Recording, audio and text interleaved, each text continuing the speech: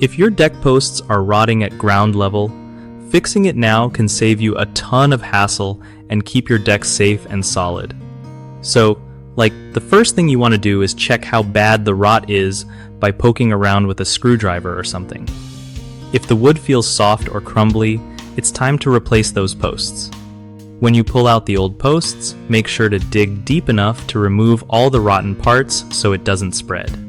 Always use pressure-treated wood or metal posts because they handle moisture way better and last longer.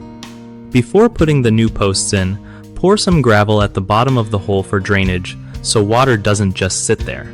You can also add a concrete footing to keep things extra sturdy and dry. Seal any exposed wood with a good waterproof sealant to block moisture from sneaking in. Lastly, keep an eye on your deck posts every year, especially after rainy seasons, so you catch any rot early before it becomes a bigger problem.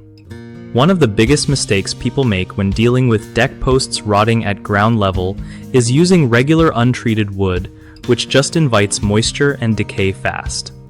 Fix this by always choosing pressure-treated wood or metal alternatives designed for outdoor use.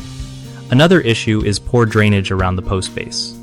Water pooling right there will speed up rot, so make sure you add gravel or a concrete footing to keep water away. The third common problem is skipping regular maintenance. If you don't check your deck posts yearly for signs of rot or damage, you might miss early warning signs and end up with expensive repairs. Keeping your deck posts dry and inspecting them regularly are the best ways to keep your deck safe and sound.